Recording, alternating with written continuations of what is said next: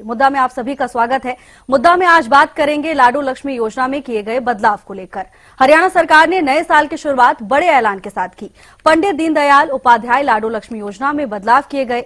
एक तरफ दावा किया जा रहा है कि बदलाव अधिक से अधिक गरीब जरूरतमंद महिलाओं को लाभान्वित करने के लिए किए गए हैं, तो वहीं विपक्ष दूसरी तरफ सवाल खड़े कर रहा है। ये रिपोर्ट देखिए।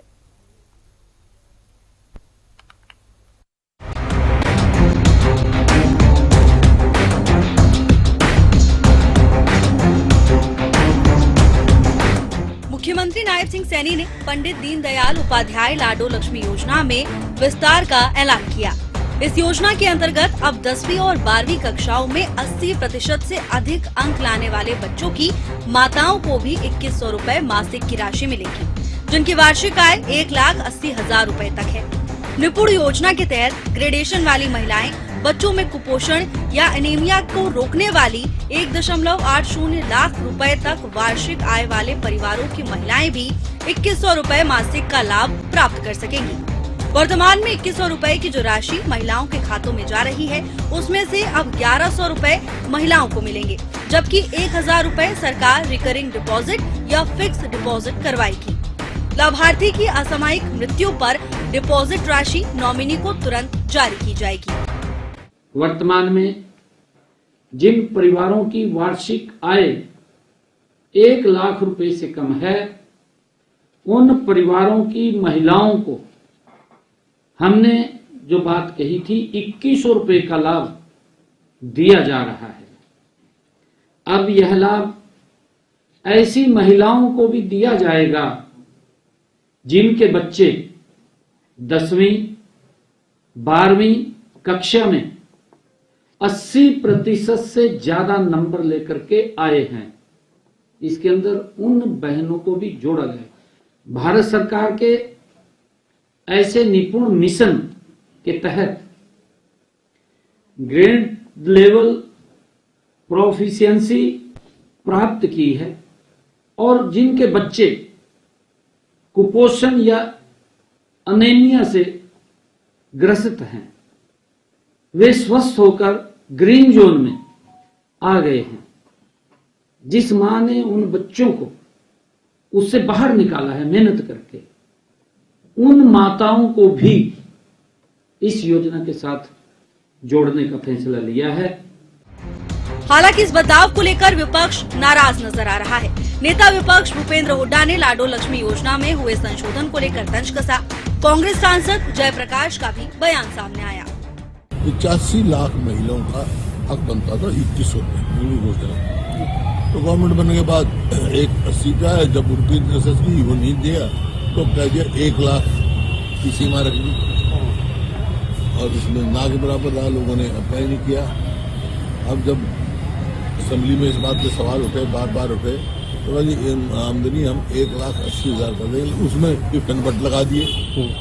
वो उस महिला को मिलेंगे जिनके बच्चे जो है 10वीं और 12वीं में 80% नंबर लेंगे। क्या मायना भाई बात है, क्या मायना? अब कह रहे हैं भाई आपको क्या नाम 1,000 रुपया जो है तुम कह रहे, मतलब रास्ते ढूंढते हैं कैसे कम से कम लोगों को दिया जाए। जो है कोई भी घोषणा पत्र में किया तो पूरा नहीं। ये लाडली का जो कंसेप्ट इन्हें दिया है, बोला छोड़ा कि 80% नंबर आवेंगे ना बच्चा बच्ची के, बोला पेंशन मिलेगी 10वीं में। ये तो बढ़ के हाड़ तड़वाओगे 80 मेरा वर्ग आओ 80 को कराओ भाई। तो सवाल यही है कि ये संशोधन जमीनी स्तर पर महिलाओं को सशक्त बनाएंगे या फिर राजनीतिक दावों और आरोपों की इस बहस में उलझ कर रह जाएंगे।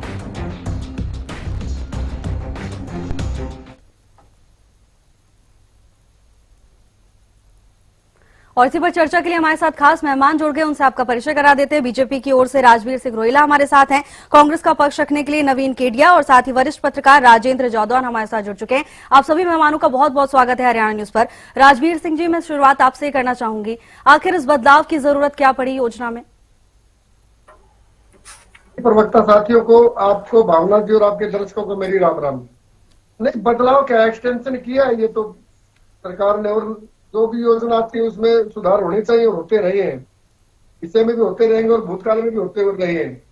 सरकार कोई भी हो, लेकिन जो भी योजना सरकार लेकर आती है उसको जनता तक ज्यादा से ज्यादा लाभ हो, जिसका अंतिम व्यक्ति तक, जो व्यक्ति विकास से अछूता है, जो सरकार की योजनाओं से अछूता है, उनको सरकार का लाभ दिया जाए। तो यही तो एक मतलब कल्याणकारी सरकार का एक नाम होता है, काम होता है। तो उसी नाते आज जो मुख्यमंत्री जी ने भी अपने जो बताया कि अपनी प्रेस कॉन्फ्रेंस करके तो हमने इतने परिवर्तन किए इसमें।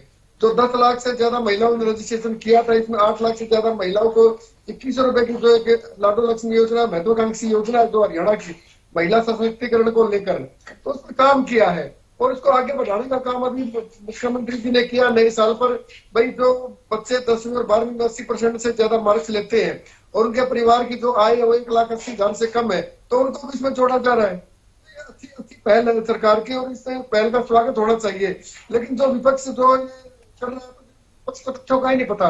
पहली बात तो यह है कि हमने डायरेक्ट बेनिफिशरीज दिया हमें डीबीटी के माध्यम से, इसमें कोई बिचौला नहीं है, ना नहीं कोई इसका फीस लगती है। अपना सीधा अपने मोबाइल से आप इसमें अपने जो डॉक्यूमेंट अपलोड कर सकते हैं, जानकारी डाउनलोड कर सकते हैं, अपलोड कर सकते हैं और सीएससी पर जाकर भी आप कर सकते हैं। तो डायरेक्ट जो बेनिफिट है वो हरियाणा सरकार ने देने का काम किया अन्य योजनाओं की तरह। तो हरियाणा सरकार लगातार नायब सैनी जी के नेतृत्व में बेहतरीन कार्य कर रही है और 1 साल का जो लेखा जोखा वो मुख्यमंत्री जी ने दिया है। तो कहीं ना कहीं आप ये मान के चलो विपक्ष की जो हताशा है ये, क्योंकि वही बात होती है, इनको विरोध के लिए विरोध करना है। अच्छे काम का भी अगर ये विरोध करेंगे तो आप अंदाजा लगा सकते हैं जनता इनको क्या रिवार्ड देती है। 2014 से लगातार इनको जवाब देती आ रही है जनता, लेकिन वो सुधरने का नाम नहीं ले रहे। सत्ता का मतलब क्या होता है? सत्ता का मतलब सेवा होता है जनमानस की, और एक कल्याणकारी सरकार का दायित्व बढ़ता है कि वो जनता को ज्यादा से ज्यादा राहत दे, ज्यादा से ज्यादा सुविधाएं दे। अल्टीमेटली हमें जनता में जाना, जनता से जीत के आते हैं। तो जो तीसरी बार हरियाणा में जो नायब सैनी जी के नेतृत्व में सरकार आई है, वो सरकार जनता को समर्पित है, गरीबों को समर्पित है, महिलाओं को समर्पित है, किसानों को, आड़ी को, पाड़ी को, सबको समर्पित है। ये अंतिम छोर पर खड़े व्यक्ति को हमने विकास से जोड़ा और वो विकास प्रतीक राज्य के कारण तीसरी बार भारतीय जनता पार्टी की सरकार बनी है। ठीक है नवीन जी, बदलाव में दिक्कत क्या है? राजवीर सिंह जी का कहना है कि सशक्तिकरण के लिए समय समय पर योजनाओं में विस्तार भी किए जाते हैं, बदलाव भी किए जाते हैं, तो फिर अब इसमें परेशानी क्यों हो रही है? सबसे पहले मेरे हरियाणा न्यूज के आप सब साथियों का और दर्शकों का नव वर्ष के ऊपर बहुत बहुत शुभकामनाएं। आपका नया वर्ष मंगलमय हो। मेरे राजवीर भाई ने एक बात कही, जब महिलाओं से वोट लेने थे तब तो हमने लाडो लक्ष्मी योजना के अंदर कोई कंडीशनों की बात नहीं करी थी।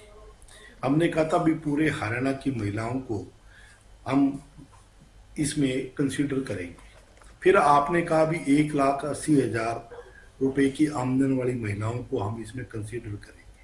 फिर आपने कहा भी 1 लाख रुपए। नवीन जी आपकी आवाज आ रही है? हेलो जी नवीन जी आपकी आवाज आ रही है? हेलो नवीन जी आप तक आवाज आ रही है हमारी?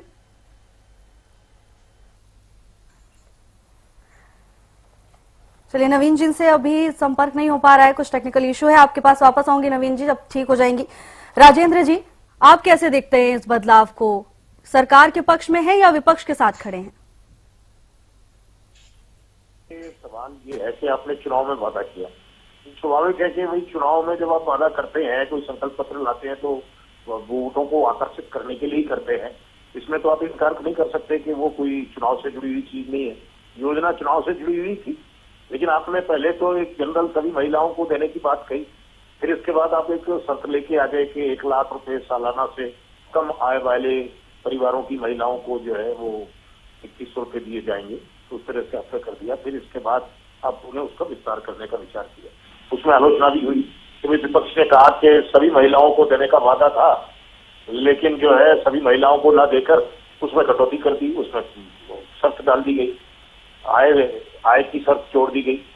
अब ये है कि इन्होंने इसको विस्तार करने का विचार किया है, तो 1,80,000 से कम का क्या है, उसको सीधा ही जो है 1,80,000 आय वाले जो बीपीएल श्रेणी में आते हैं, जो बीपीएल में पहले 1,20,000 ये जो आय थी, फिर उसको इन्होंने बढ़ाकर बीपीएल श्रेणी में उन लोगों को लिया गया जिनकी आय सालाना, जिन परिवारों की आय सालाना 1,80,000। तो 1,80,000 वालों को उसमें भी कम, उसकी क्या जरूरत है? सीधा इसको कहिए कि सभी बीपीएल परिवार की महिलाओं को इस कंडीशन पर 2100 रुपए प्रतिमाह जो है मानदेय मिलेगा कि जबकि उनके बच्चे जो है 10th और 12th क्लास में 80% से अधिक मार्क्स लेकर आएंगे। पहले तो यह है कि सरकार को ये भी देखना है कि इस स्तर के जो बच्चे हैं वो तो शिक्षा के अधिकार के तहत या कहीं सरकारी स्कूलों में ही शिक्षा लेनी है। इस लेवल तक पहुंचने के लिए सरकारी स्कूलों में ऐसी व्यवस्था होनी चाहिए कि वो अतिरिक्त कोई खर्च किए बगैर वो 70-80% से अधिक अंक हासिल कर सके, क्योंकि वो उनके साथ ये लाचारी है कि वो महंगे प्राइवेट स्कूलों में तो जा नहीं सकते, वो तो सरकारी स्कूलों में जाएंगे या शिक्षा के अधिकार अधिनियम के तहत कहीं प्रवेश लेंगे और वहां पढ़ाई करेंगे प्राइवेट स्कूलों में। तो सरकार को ये सब तय पुख्ता करना है कि बीपीएल परिवारों के बच्चे अच्छे स्कूलों में अच्छी शिक्षा का उन्हें अवसर मिले, तब जाके वो 80% से अधिक अंक लेके आ पाएंगे। तो सरकार को पहली व्यवस्था तो यही करनी चाहिए। दूसरा ये है कि सभी बीपीएल परिवारों को ही कर देना चाहिए। अब उसमें भी फिर एक शर्त है कि 1,80,000 सालाना से कम आय वाले, तो ये है। दूसरा ये है कि कुपोषण से बाहर जो बच्चे बाहर निकल आएंगे और कुपोषण वो जो एनीमिया के शिकार हैं तो एनीमिया से मुक्त हो जाएंगे, उन परिवारों की महिलाओं को जो है वो 2100 दिए जाएंगे। सवाल ये है कि जो जिनकी 1,80,000 रुपए सालाना इनकम है और अगर वो कुपोषण के शिकार हैं तो उनको निकलने का क्या अवसर होगा कुपोषण से निकलने का। तो इसके लिए भी सरकार को बंदोबस्त करने हैं। पहले तो ये सरकार जो है किस तरह से ये मैदान में उनको उतार रही है कंपटीशन में महिलाओं को, कि वो किसी तरह से जो है अपने बच्चों को कुपोषण मुक्त करें, उनको वो ऐसी शिक्षा दिलवा पाए कि उनको 80% से अंक ज्यादा 80% से अधिक अंक हासिल हो, जिसके बाद आप देंगे। तो देखते हैं कि अब इसके बाद ये सरकार ने जो शर्तें लागू की है, इन शर्तों को कितने बीपीएल परिवारों की जिनकी 1,80,000 सालाना से कम इनकम है वो कितने शर्तों को पूरा कर पाते हैं, पहले तो ये देखना होगा। तो शर्तें थोड़ी व्यवहारिक भी होनी चाहिए और उसकी व्यवस्था भी ऐसी पृष्ठभूमि हो कि वो जो है परिवार इस तरह से इस स्तर पर पहुंच पाए। तो सरकार ने ये शर्त जोड़ी है। फिर वो जो है उन्होंने वो बैंक में जमा होंगे आधे पैसे लगभग, तो अब वो ये तो महिलाओं जिनको आप दे रहे हैं उनके ऊपर ही छोड़ देना चाहिए। उनकी जरूरतें पूरी करने के लिए उनके हाथ में पैसा पहुंचना चाहिए। अगर बचता है तो फिर वो बैंक में खुद ही डाल देंगे वो, अगर वो बचत करने की स्थिति में होंगी तो ये सरकार थोड़ा लेके तो आ रही है, लेकिन उसको बहुत ज्यादा व्यवहारिक लेवल पर नहीं ले पा रही है। उसको देखने की जरूरत है कि वास्तव में सामाजिक आर्थिक स्थितियां क्या है हरियाणा में, क्योंकि आपके पास पूरे परिवार पहचान पत्र सबका डाटा है, तो आप देखिए कि वो कितना कर पाते हैं। ठीक है राजवीर जी, इन सभी सवालों के साथ मैं आपके पास वापस आऊंगी, लेकिन इससे पहले नवीन जी अपनी बात पूरी नहीं कर पाए थे। नवीन जी। हाँ, मैं यही कह रहा था, मैं भी 1 लाख रुपया आपने के लिए एलिजिबल किया, आज आपने उसके अंदर एक्सटेंशन कर दी भी 2100 की बजाय 1100 रुपए देंगे और 1,000 रुपया एफडी में देंगे। और एफडी के बारे में कोई डिटेल विवरण नहीं दिया भी वो एफडी कौन सी होगी, कहाँ होगी, क्या होगी।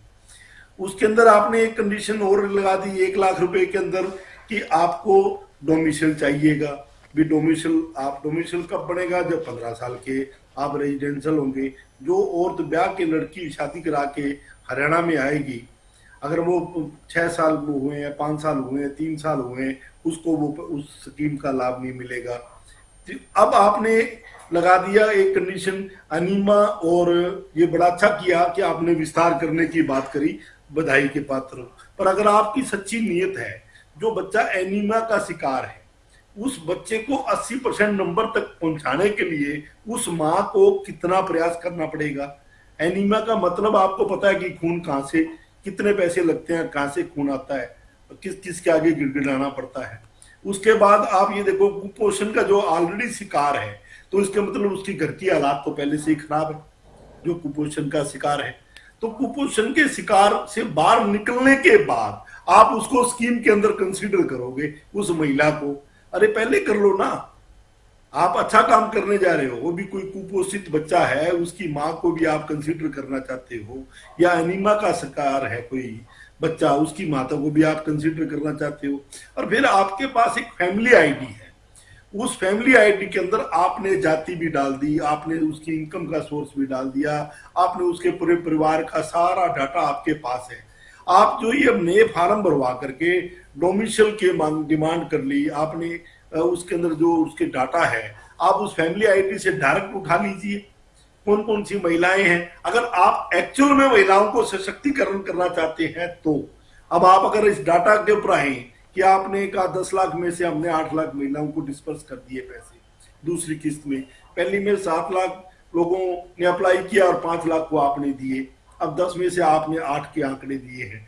आप ये देखिए कि अपने हरियाणा में महिलाएं कितनी हैं जो इस अगर जो आपकी घोषणा पत्र है जिसमें कोई कंडीशन नहीं थी उसके हिसाब से अगर आप लगाएं तो 1 करोड़ से ऊपर पहुंचती है। चलो 1,80,000 वाली भी लगाएं तो उसके अंदर आपके लगभग 34-35 लाख महिलाएं आ जाती हैं। अगर आप 1 लाख वाली भी लगाएं इनकम वाली तो आपके 22-23 हजार लाख जो है उसके अंदर आ जाती हैं। फिर उसके बावजूद आपके पास 10 लाख लोग महिलाओं ने अप्लाई किया है तो इसका मतलब कहीं ना कोई अड़चन का कारण तो है ही ना। जब आपके पास फैमिली आईडी है और आपकी नीति ठीक है आपकी, तो आप उसको सीधा फैमिली आईडी से उठा करके क्यों नहीं देना चाहते आप? तो इसलिए ये केवल मात्र ढकोसला है, ये केवल लोगों को बेवकूफ बनाने का काम कर रहे हैं और ये कोई ना कोई अड़चने लगा करके और एक आडंबर खड़ा करना चाहते हैं। हम ये कर रहे हैं, लुभावनी बात कर रहे हैं। प्रैक्टिकल जो अनीमा से पार जो माँ ले आएगी अपने बच्चे को, जो आप कुपोषण से माँ बाहर ले आएगी अपने बच्चे को, उसको तो आप इसमें कंसीडर करोगे। अरे उससे पहले भी उसको सहायता की जरूरत है ना। आप 1 लाख की कंडीशन को हटा के 1,80,000 रुपये क्यों नहीं ले आती? आप जो आपने ये डोमिशन मांगा है क्यों नहीं इसको बंद करके फैमिली आईडी से सीधा उठा लेते आप? अगर आपकी नीति ठीक है, नीयत ठीक है आपकी, तो आप इसके अंदर सुधार करिए। जो आपने घोषणाएं करी है उसके अनुसार इसको लागू करिए ताकि हरियाणा की महिलाओं को आपकी स्कीम का लाभ हो सके। उस गरीब आदमी को जिसके घर में 1 लाख की इनकम है वो कैसे चलाती होगी? उसको एफडी की जरूरत ही नहीं है, उसको तो आपके पैसों की जरूरत है ताकि उसको तुरंत पैसा मिले, हर महीने वो अपना बजट रोटी ढंग से खा सके और उसको पोषणों बच्चों को बाहर निकाल सके। आप ये एफडी आप उनसे ऑप्शन में पूछ लीजिए भी आप एफडी कराना चाहते हो, ये आपको ये लाभ मिलेगा। आप अगर पैसे लोगे तो आपको ये लाभ मिलेगा। आप उनके आगे प्रपोजल रखिए, जो एफडी करवाना चाहे उनकी एफडी कर दीजिए, जिनको डायरेक्ट पैसा चाहिए उनको पैसा दीजिए, अगर आपकी नीति और नियत ठीक है तो। Thank you. ठीक है राजवीर जी, देखिए सुझाव भी कई आ रहे हैं और सवाल भी कई पूछे जा रहे हैं। एक महिला जिसके घर की सालाना आय 1,80,000 रुपए है, 15,000 रुपए हर महीना इसका मतलब मिलता है महिला को, वो अब ये सारी जिम्मेदारी कैसे लेगी? और अगर उससे पहले ही उसके साथ सहायता के तौर पर आप खड़े हो जाए तो महिला की मदद होगी, वरना बोझ पड़ेगा महिला पर। जी कहना चाहूंगा, हरियाणा सरकार महिलाओं को समर्पित है। तो दीदी का जो हमारा कॉन्सेप्ट है उसमें 1 लाख हेक्टेयर जमीन पर अभी 2 से काम करवाया जाएगा, 250 रुपए प्रति एकड़ उनको दिया जाएगा। और उसके साथ साथ अन्य जो काम है जो सरकार के ड्रोन से करवाने हैं तो वो भी हम करने जा रहे हैं। मतलब योजनाओं का एक्सटेंशन होगा। और जो मेरे भाई के तो कांग्रेस के जो प्रवक्ता है उन्होंने कहा कि भाई सुधार होना चाहिए, वो तो वही बात मैं पहले कह रहा था। यह बात मैंने तो कोई गलत बोला नहीं मैंने, लेकिन अल्टीमेटली सरकार का एक जो ध्येय है वो ये है कि भाई जो बिल्कुल समाज में जो पीछे आजादी के बाद आज तक वो विभिन्न जो सरकारें रही है जिन्होंने कोई ध्यान नहीं दिया, जिन्होंने बीपीएल में का एक रिकॉर्ड रहा कि पैसे देकर राशन कार्ड बने हैं, जिनके 10-10, 15-15 हजार रुपए लेकर राशन कार्ड बनाया करते हैं, या जो पेंशन की बात आती है बुढ़ापा पेंशन की, जिनके 10-10, 15-15 हजार रुपए लेकर पेंशन बढ़ते थी। हमने ऐसी बहुत सी योजनाओं को ऑनलाइन करके दलालों से बचाया है हरियाणा की जनता को। हरियाणा का जो योग्य जो लाभार्थी है हमने उनको कोशिश किया कि उनका एक भी पैसा ना लगे और उनको सरकार की जो योजना उसका 100% उसको लाभ मिले। तो ये कोशिश रहती है सरकार की। लेकिन जो पहली सरकारें जो कांग्रेस की सरकारें हैं जो मुंह देखकर टिक्का करते थे वो लोग मुझे लगता है ये बातें कहेंगे तो थोड़ा अच्छा नहीं लगता, क्योंकि इन लोगों ने जो मुआवजे की बात करते हैं, हमने 15,000 करोड़ का मुआवजा दिया है सरकार ने किसानों को। और ये इन्होंने जो 95 में जब बाढ़ आई थी तो इन्होंने तो गाँव में ये बैठ के भाई इसको देना इसको नहीं देना है। तो हमने तो एक ऑनलाइन का सिस्टम किया, मेरी फसल मेरा बुरा, या जो हमारी क्षतिपूर्ति पोर्टल उनके माध्यम से आप उसमें आप अप्लाई कीजिए और आपका जो वेरिफिकेशन होकर जो निकल के आएगा आपको वो मिलेगा। आपका हरियाणा सरकार ने जो हक है कि जो चाहे वो किसान का, चाहे वो गरीब का, चाहे वो महिला का है, वो हमने मतलब देने का काम किया। 24 फसलों पे एमएसपी हरियाणा सरकार दे रही है। हमने बहुत सी योजनाएं की है। हमने 2 लाख से ज्यादा सरकारी नौकरियां 10 साल में दी है। 34,000 नौकरियां मुख्यमंत्री जी अब तक दे चुके हैं। एचकेआरएन के माध्यम से भी हमने हजारों नौकरियां देने का काम किया है। तो ये कहीं ना कहीं हरियाणा सरकार का एक जो नजरिया उस नजरिए को पेश करता है। और मुख्यमंत्री जी जो इतने दयालु है, 217 करोड़ रुपए उन्होंने दयालु योजना के माध्यम से जो जिनके आश्रित मर जाते हैं बीपीएल में, तो उनको देने का काम किया। आज ही उन्होंने बताया, हमें आज डाटा दिया उन्होंने, 5,794 परिवारों को ऐसी मदद देने का काम किया है। तो हरियाणा सरकार तो लगातार ही जनहित के काम कर रही है। तो आने वाले समय में भी मैं इनकी बात को, नवीन जी की बात को कोई अन्यथा नहीं लूंगा, क्योंकि ये जनता की मदद का मामला है। तो जो भी अगर कोई अच्छा सुझाव होगा सरकार तक जाएगा, वो उसमें सरकार परिवर्तन करेगी। लेकिन जो 1,80,000 की बात जो आती है, ये बड़ी बात है, क्योंकि ये सर्वाइव करना मुश्किल है। इसी जो 1,80,000 का जो पैटर्न किसने शुरू किया, वो भारतीय जनता पार्टी की सरकार ने शुरू किया। क्योंकि इससे पहले जो कांग्रेस की सरकार रही है, तो उन्होंने 1,20,000 तक का उनका डाटा था, भाई हमने इसको गरीब मानेंगे। लेकिन जो आज दौर बदल रहा है, तो हमने उसको आगे बढ़ाने का काम किया, और उसी के माध्यम से लाखों राशन कार्ड बढ़े हैं। आज उसमें घटनाएं घटी है भाई, दूर से लोगों ने मतलब अपने आय का ब्यौरा सही से नहीं दिया। ठीक है, तो हरियाणा सरकार का अंतिम ध्येय है कि दीनदयाल उपाध्याय जी का जो भरा एक ही रहते थे, उन्होंने कहा कि अंत्योदय की भावना से काम करना है। सरकार अटल जी के या दीनदयाल उपाध्याय जी के जो आदर्श अमल में काम करे, तो नरेंद्र मोदी जी केंद्र में नायब जी की सरकार है। ठीक है राजवीर जी, लेकिन जो सवाल निकलकर सामने आ रहा है, ये कहा जा रहा है कि आप अड़चन लगाने का काम कर रहे हैं, यानी बदलाव करके आपकी कोशिश ये है कि जितने कम से कम लोग इस क्राइटेरिया में फिट हो पाए, ऐसा कुछ बदलाव कर देते हैं। ऐसा भूपेंद्र हुड्डा की ओर से कहा गया। नवीन जी भी हमारे साथ हैं, उन्होंने भी अड़चन शब्द का इस्तेमाल किया है। भावना जी, कोई अड़चन नहीं आते। अपने डोमिसाइल की बात आती, क्यों मैं डोमिसाइल लगाया जाए, क्यों ना लगाएगा? हरियाणा के जो जनता, हरियाणा का पैसा हरियाणा की जनता को देना है, तो इसमें क्या दिक्कत है? डोमिसाइल के अगर इसमें कोई क्लोज लगाया जाए तो अच्छी बात है। तो हमारा पैसा बाहर क्यों जाए? ठीक है ना, वो अपना देखिए, जो लोग इसमें नहीं आते, हमें क्या मतलब इन चीजों से? हमें तो जो हरियाणा हरियाणवी एक की जो मूल भावना है, हमने उससे काम करना। तो हरियाणा का अंतिम व्यक्ति है, उसको चाहे महिला है, चाहे वो पुरुष है, चाहे वो किसान है, चाहे वो मजदूर है, ठीक है, चाहे वो दुकानदार है, हमने उनको लाभ देना है। ठीक है राजवीर जी। ठीक है नवीन जी, आप अपनी बात रखिए। बेटी हुई कि नहीं हुई, जो 2 साल 3 साल 4 साल 5 साल 10 साल में ब्याह के आ गई, वो हमारी है कि नहीं बेटी? वो नंबर 1। आपने बात करी, आप कांग्रेस को तो 11 साल से आपकी सरकार है, और अभी भी आप कांग्रेस को रो रहे हो भी कांग्रेस कांग्रेस कांग्रेस। कांग्रेस ने ये नहीं किया। किसानों को बीमा लेने के लिए दो पानी की टंकियों के ऊपर चढ़ना पड़ता है, और वहां धरने देने पड़ते हैं, तब जाकर के आपका बीमा आता है, सर्वे होता है किसानों का। आपने बात की 24 फसलों की। आप हरियाणा में 24 फसलों के नाम गिना दीजिए। 24 फसलें कौन कौन सी होती हैं राजवीर जी?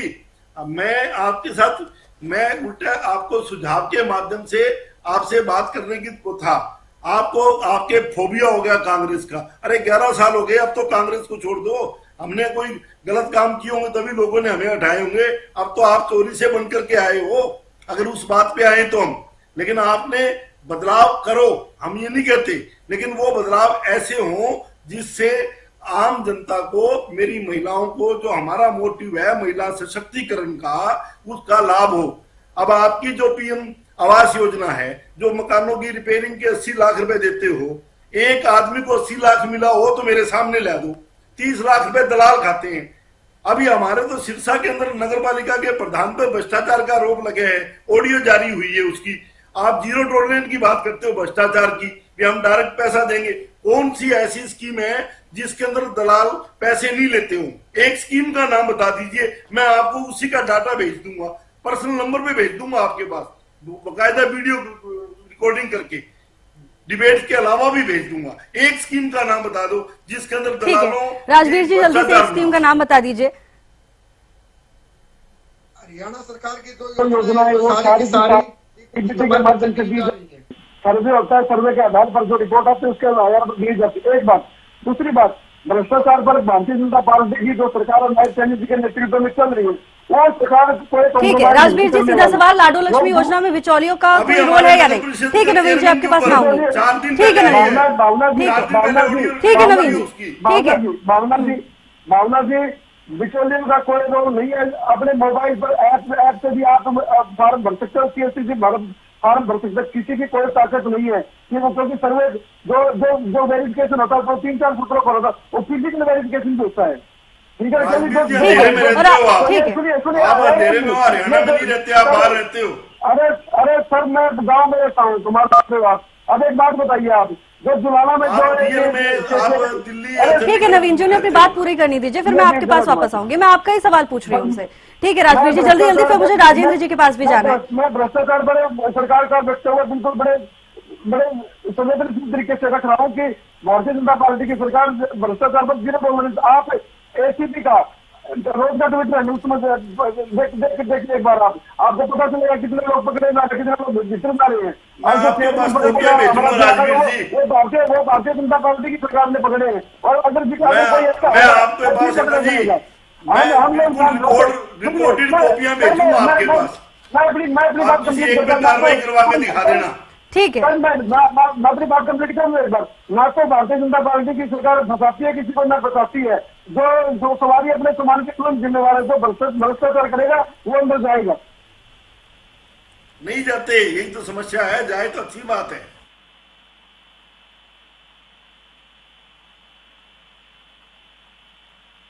में उलझे रहेंगे, लेकिन मुझे लगता है राजेंद्र जी बेहतर तरीके से हमें समझा पाएंगे। राजेंद्र जी, आपको क्या लगता है, ये जो अभी आपने भी हालांकि जिक्र किया था कि ये तो महिला पर डिपेंड करना चाहिए, उसकी सहमति होनी चाहिए कि बचत कर रही है या खर्च कर रही है, लेकिन क्या इस बदलाव का कोई पॉजिटिव असर भी देखने को मिल सकता है राजेंद्र जी? नहीं, अब देखिए, पॉजिटिव तो ये है कि ठीक है, आप किसी कंडीशन पर, आपका यही तरीका है कि आप कंट्रोल करना चाहते हैं बढ़ती हुई संख्या को। पहले तो आपने जो है उसमें आय का कंडीशन डाल दी, तो पहले तो 1 लाख से नीचे, फिर आपने 1 लाख से ऊपर जो है ले रहे हैं, लेकिन 1,80,000 से कम का क्राइटेरिया रखा है।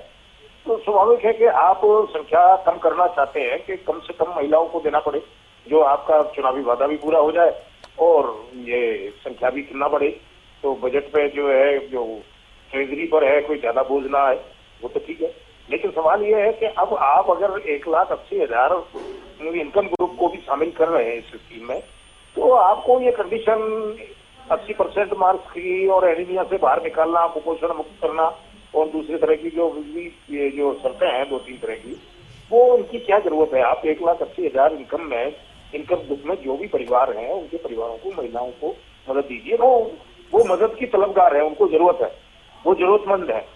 वो जो है, अब आपने अगर आय विभाजन किया है, इनकम ग्रुप बनाए हैं, तो उनको वो जरूरतमंद ग्रुप है। तो 1,80,000 में देखिए कि परिवार की क्या व्यवस्था चलती है। तो आपने महिलाओं को देने का जो वादा किया है, वो तो महिला के हाथ में जाएगा, लेकिन वो परिवार पर ही खर्च होना है। फिर बच्चे जो है, हो सकता है कि महिलाएं फिर वो जो है अपने बच्चों की पढ़ाई पर ज्यादा ध्यान दें और ज्यादा पैसा खर्च करें, जो आता है तो उसको पढ़ाई पर खर्च करें, कोई किसी तरह का एक्स्ट्रा जो है अपने बच्चों की पढ़ाई का इंतजाम करें। तो ये सरकार को इसको फ्लैट कर देना चाहिए, बजाय कंडीशन के ना। अगर आपने 1,80,000 तक के ग्रुप को शामिल कर लिया है, तो आप कर दीजिए, बाकी तो पैसा उनके हाथ में जाने दीजिए। वो बैंक में जाएगा, फिर बैंक में वो आधा हो जाएगा।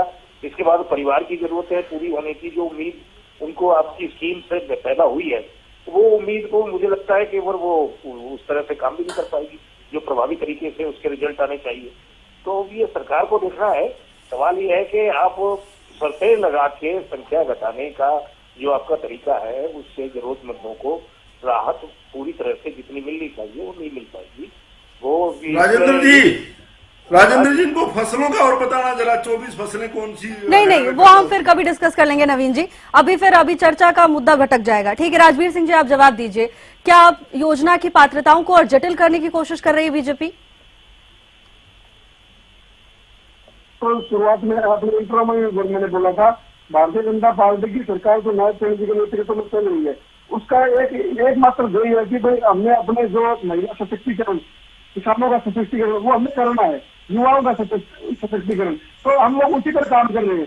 अब जब महिलाओं की बात आए, तो ये एक योजना और इसके अलावा बहुत सी हमारी योजना चली हुई है जो महिलाओं को सशक्तिकरण करने के लिए लगातार कार्य कर रहे हैं। ये योजना जो आई है, इस योजना में जो परिवर्तन किया हुआ है, एक्सटेंड किया गया है, इसमें 1 लाख महिलाएं और जुड़ेंगी।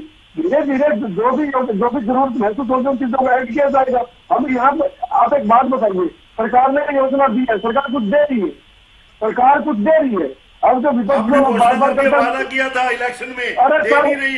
अरे सर, आपने वादा किया अरे था, सर, सुनिए, आसान नहीं कर रहे आप, वोट लिए हैं आपने ये घोषणा करके। 217 जो हमने वायदे किए थे उनमें से 56 वायदे भारतीय जनता पार्टी की सरकार पूरे कर चुकी है। आपने आने वादा वाले किया समय में हम आने वाले समय में हम लोग आने वाले समय में सभी वादा के नाम पे अभी लगातार हम लोग काम कर रहे हैं। अभी हमने भर्ती निकाल ली है पुलिस की, तो आप महिलाओं की उसमें तो संख्या बताई गई 1000 के करीब संख्या बताई गई है। तो वो हरियाणा सरकार हर सूत्र पर काम कर रही है। लेकिन मैं एक बात कहता हूँ कि जो योजनाएं बनती है उनमें परिवर्तन होता रहता है और वो समाज की बेहतरी के लिए होती है। मैं जिस समाज को हमें टारगेट करके लाभ देना उसको लाभ दिया जाए। और भारतीय जनता पार्टी की, चाहे वो नरेंद्र मोदी जी की सरकार है, चाहे वो नरेंद्र जी की सरकार है, हमारा अंतिम ध्येय है कि हम दीनदयाल उपाध्याय जी ने जो हमें मंत्र दिया अंत्योदय का, तो अंत्योदय की भावना से हम लोग काम करते रहेंगे। जो लोग इससे में आएंगे वो लोग हमको सरकार का लाभ मिलता रहेगा। ठीक है नवीन जी। ये कुछ नहीं है, ये कह रहे हैं ना अभी हम कुछ दे तो रहे हैं, ये कोई आसान थोड़ी कर रहे हैं। इन्होंने अपने घोषणा पत्र में घोषणा करी थी महिलाओं के सशक्तिकरण करने के नाम पर, इन्होंने कहा था भी हर महिला को हम पैसे देंगे। तब तो आपने कंडीशन की लगाने की बातें नहीं करी, फिर आपने कंडीशनें लगा के उनको घटा करके आप 1 लाख रुपए में ले आए। आज आप जो और इसको बढ़ाने की बात कर रहे हो, तो अनीमा के बच्चे और आप कह रहे हो भी कुपोषण के बच्चों को जो बाहर निकल जाएंगे उनको जिनकी आमदन 1,80,000 होगी हम उसको कंसीडर करेंगे। अरे जो बच्चे अनीमा वाले हैं वो आपको पता कैसे निकलेंगे बाहर, उनमें कितने रुपए का खर्चा है, आप उनकी सहायता करिए ना डायरेक्ट। निकलने के बाद आप करोगे सहायता, सॉरी, आप पहले करिए ना सहायता। आप दीनदयाल जी का नाम ले रहे हैं भी हम सॉरी, ठीक है, मेरा आपसे अनुरोध है कि आप इधर उधर की बातें ना करें। जो आपने घोषणा पत्र में घोषणा करी है आप उस घोषणा पे रहिए। अगर आप ईमानदार हैं, आप कोई आसान नहीं कर रहे देने के, कुछ तो दे रहे हैं ना। ये शब्द आपके ठीक नहीं है। आपने घोषणा करी थी कि हम ये करेंगे, हमें जिताओ, आपको लोगों ने जिता दिया, आप आगे, तो अब आप करो ना वो। आप उसके अंदर क्यों अड़ंगे लगा रहे हो बार बार? ठीक है राजवीर जी, जब घोषणा की गई थी तब ये सारी शर्तें नहीं थी, अब इन शर्तों का क्या मतलब है? ये आपकी बात सही है कि जब घोषणा की गई थी उसके बाद ही उसकी पॉलिसी बनी और उसी पॉलिसी में जो एक क्लास आने से वो आगे, उसमें जो सबसे पहले जो 1 लाख की हमने बताई थी बात आपको, तो 1 लाख से नीचे वाली जो महिला, आज 10 लाख महिलाओं ने रजिस्ट्रेशन करवाया है, 2 लाख की वेरिफिकेशन जारी है, 8 लाख से तो हमने जो सरकार की जो लाडो लक्ष्मी योजना दीनदयाल उपाध्याय जी के नाम से उसका लाभ देना शुरू कर दिया हम लोगों ने। तो आने वाले समय में जो अब सरकार ने परिवर्तन किया उसमें भी महिलाएं जुड़ेंगी और आने वाले समय 1 लाख से नीचे 23 लाख से ऊपर महिलाएं हैं, आपका आवेदन ही नहीं कर पा रही महिलाएं। अरे सर कमाल, आप लोग जो लोग पेंशन को बेच के खा गए, कई लाख से ऊपर नहीं, जो लोग पेंशन को बेच के खा गए, जो राशन कार्डों को बेच के खा गए, आप कमाल करते हैं। आप लोग हमने इतनी बढ़िया योजनाएं दी है, हमने लाडो लक्ष्मी योजना हमने पूरे भारत में पेंशन देने वाले आप लोगों के समय में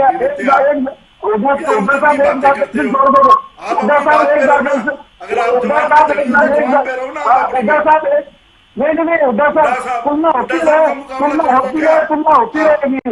हुड्डा साहब 1,000 पेंशन छोड़ के गए थे, उसको 3,000 बदलना है। काम भारतीय जनता पार्टी की सरकार ने किया 10 साल में। हरियाणा सरकार गरीबों को समर्पित है।